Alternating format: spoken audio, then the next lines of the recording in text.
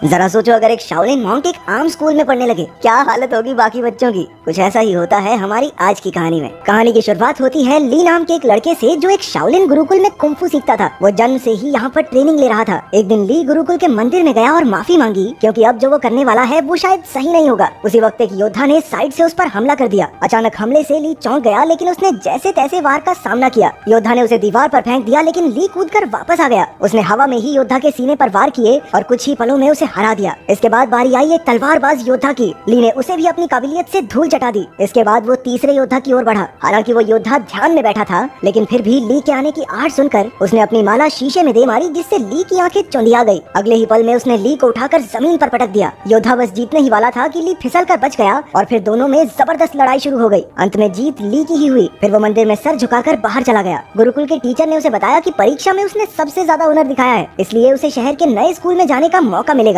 शहर में वो 3 लोगों के परिवार के साथ रहेगा, जिसमें 2 बच्चे और एक उनका पिता है। वो आदमी दरअसल एक साइंटिस्ट है जो गुरुकुल के टीचर को जानता था। इसके बाद ली नए शहर की ओर रवाना हो गया। नए स्कूल में एक 15 साल का लड़का फैंग था जो टाइकोंडो का खिलाड़ी था। उसकी छोटी बहन शैन शैन अपने भाई से बेहद प्यार करती थी। स्कूल के टाइकोंडो क्लब को लैन संभालती थी। वो फैंग के मुकाबले देखकर उसे उसकी कमियां बताती थी ताकि वो और बेहतर हो सके। लैन का भाई तो एक नंबर का पेटू था। उसे हर वक्त खाने के सिवा कुछ नहीं सूझता था। वो चारों अच्छे दोस्त थे और आसपास ही रहते थे। दरअसल ली लैन के घर ही रहने आने वाला था। उनके पिता डॉक्टर हैन कड़ी मेहनत से काम में जुटे थे। उसकी पत्नी कई साल पहले गुजर गई थी, तो अब वो काम में मस्त रहता था। वो एक खास डिवाइस तैयार कर रहा था जिस पर शहर के गुंडों की नजर थी। डॉक्टर हैन ने बच्चों को कॉल किया, पर लैन खुश नहीं थी क्योंकि उसके पिता कभी घर ही नहीं आते थे। डॉक्टर हैन ने जल्द ही आने का वादा किया और उन्हें एक तोहफा खोलने को कहा जो उसने घर पर भिजवाया था। असल में उस डब्बे में वही डिवाइस था जो वो गुंडे चुराना चाहते थे। तभी ली ने दरवाजा खटखटाया और लैन उसे अंदर ले आई। वो उसे उसका कमरा दिखाने ले गई और उधर उसके पिता को गुंडों ने बंदी बना लिया। उस गैंग के लीडर लैरी ने डॉक्टर हैन को धमकाकर उससे वो डिवाइस मांगा। डॉक्टर हैन ने कहा कि ऐसा तो कोई डिवाइस है ही नहीं। उसने बताया कि वो तो एआई टेक्नोलॉजी पर काम कर रहा है, जिससे कि उसके बच्चे अपनी माँ की आवाज वाले रोबोट से बात कर सकें। लेकिन लैरी को उस पर विश्वास नहीं हुआ। उसने सीसीटीवी फुटेज से पता लगाया कि वो डिवाइस तो डॉक्टर हैन के घर जा चुका है। फिर लैरी के 2 चेलों ने आगे बढ़कर डिवाइस चुरा कर लाने का जिम्मा ले लिया। स्लॉपी और फिस्ट काफी खुश थे क्योंकि गुंडे बनने के बाद ये उनका पहला मिशन था। उन दोनों ने अजीबोगरीब कपड़ों से भेष बदला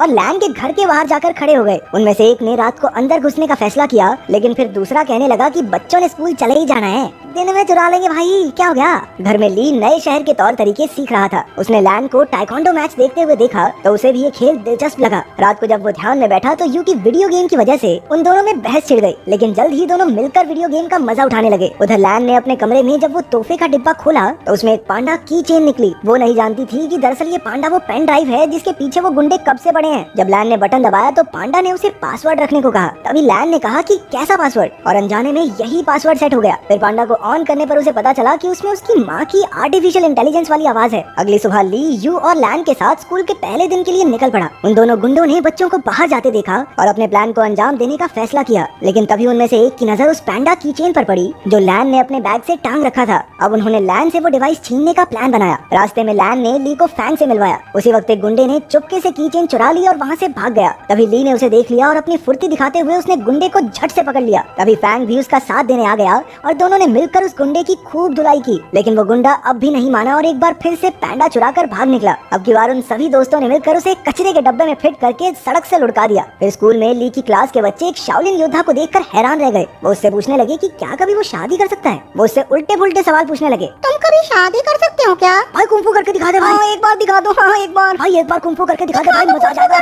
आखिरकार टीचर ने उन्हें शांत करके कहा कि ये सब खेलने के पीरियड में करना। खेलने के पीरियड में उनके कोच ने बताया कि अगले महीने उनकी चुस्ती फुर्ती की जांच होगी और जो कोई इसमें पास नहीं होगा वो अगली क्लास में नहीं जा सकता। ये सुनते ही यू की हालत पतली हो गई क्योंकि वो बहुत मोटा था। भगवान जानता है भाई साहब कितनी मुश्किल से चलते थे। फिर कोच ने सबसे 100 मीटर की दौड़ लगवाई। ली ने तो समय से पहले ही 2 चक्कर पूरे कर लिए, जबकि बाकी बच्चे अभी पहले चक्कर में ही थे। इसके बाद उन्हें पुशअप्स करने के लिए कहा गया, जिसमें अपना ली पहले से ही माहिर था। उसने 100 से भी ज्यादा पुशअप्स किए और बाकी बच्चों से तो 2 भी नहीं हुए। बाद में तो उसने एक हाथ से पुशअप्स करने शुरू कर दिए। उसकी काबिलियत देखकर सभी बच्चे कूदने लगे। फिर बारी आई ऊंची छलांग लगाने की। ये तो ली के बाएं हाथ का खेल था। बेचारा यू तो मुंह के बल नीचे गिर पड़ा। वहाँ डॉक्टर हान की लैब में लैरी ने उन्हें कुर्सी से बांध रखा था और उसे गोल्फ बॉल से पीट कर परेशान कर रहा था। रात को वो दोनों गुंडे मौका देखकर लैन के घर में घुस आए। तभी ली की नजर उन पर पड़ गई और वो एक खिलौने के पीछे छिपकर उन्हें डराने लगा, लेकिन उन्होंने जल्द ही उसे देख लिया और मौका देखकर उस पर हमला कर दिया। जब लैन वहाँ पहुंची तो गुंडों ने पैंडा चुरा लिया और फरार हो गए। ली ने लैन और यू को सारी कहानी बताई, लेकिन उन दोनों को लगा कि वो मजाक कर रहा है। इसके बाद हम देखते हैं कि वो दोनों गुंडे अपने मुंह में गोल्फ बॉल्स भरकर लेटे हुए थे। असल में उन्होंने गलती से पैंडा की चेन की जगह वैसा ही दिखने वाला एक परफ्यूम चुरा लिया था। लैरी को एक खास डिवाइस 3 दिन के अंदर किसी कंपनी को बेचना है और इसीलिए अब उसे बेचैनी होने लगी। उसने बड़े गुस्से में उन दोनों गुंडों की गोल्फ बॉल्स से निशाना लगाया और उन्हें धमकाकर जल्द से जल्द वो खास डिवाइस लाने का ऑर्डर दे दिया। अगले दिन स्कूल में सारे बच्चे फैंग का टाइकोंडो मुकाबला देख रहे थे। वहीं यू और शैन पीछे बैठी 2 बदसूरत लड़कियों के बारे में बातें करने लगी। ये लड़कियां कोई और नहीं बल्कि वो दोनों गुंडे ही थे जो भेष बदल कर वहाँ आए थे। उन्हें लैन के बैग पर वो पैंडा दिखाई दिया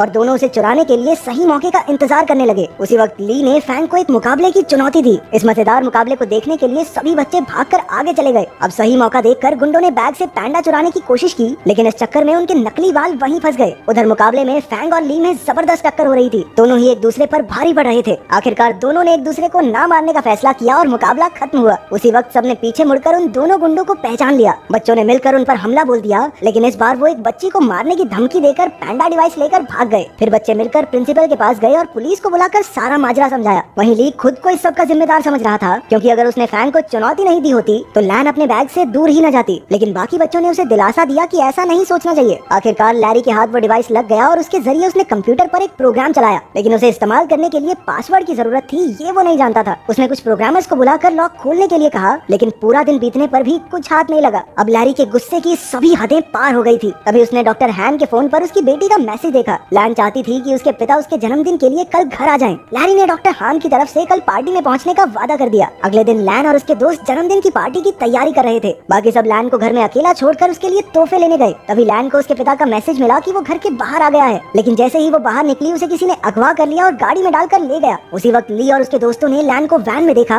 और अपनी साइकिल्स लेकर उसका पीछा करने लगे। अंत में सब डॉक्टर हान की लैब में पहुंचे और लैन को ढूंढने लगे। वहीं लैरी और उसके बिजनेस पार्टनर में बहस छिड़ी हुई थी, क्योंकि लैरी उस खास डिवाइस को कल बेचने वाला था, लेकिन अब तक उसे उसका पासवर्ड तो पता नहीं। अब लैरी गुस्से में लैन के गले पर चाकू रखकर उससे पासवर्ड पूछने लगा। लैन ने जवाब दिया, कैसा पासवर्ड? और उसी वक्त वो प्रोग्राम चालू हो गया। बाहर शुरुआत वाले दोनों गुंडे अड्डे की रखवाली कर रहे थे। ली और फैंग ने उन पर हमला करके उन्हें कुछ ही पलों में चित कर दिया, लेकिन इसके बाद उनका सामना हुआ लैरी के आदमी ब्रैडली से। वो भी एक खतरनाक फाइटर था, इसलिए ली और फैंग मिलकर भी उसे हरा नहीं पा रहे थे। अंदर लैब में लैरी की डील पक्की होने ही वाली थी कि उसी वक्त यू ने आकर चुपके से अपनी बहन और पिता को रिहा कर दिया। ली ने भी वहाँ पहुंचकर गुंडों का मुकाबला किया। उसी वक्त लैरी पेन ड्राइव वाला बैग लेकर बाहर की ओर भागा, लेकिन डॉक्टर हान, यू और लैन ने मिलकर उसकी धुलाई कर दी। ली एक बार फिर से ब्रैडली के साथ मुकाबला करने में फैंग का साथ देने पहुंच गया। आखिरकार वो दोनों मिलकर उसे हराने में कामयाब हो गए। अंत में पुलिस भी वहाँ पहुँच गई और सारे गुंडों को पकड़ लिया। बाद में ली और यू को उनकी बहादुरी के लिए प्रिंसिपल ने मेडल दिए। अगर वीडियो पसंद आई तो लाइक कर देना, चैनल को सब्सक्राइब कर देना। मिलते हैं अगली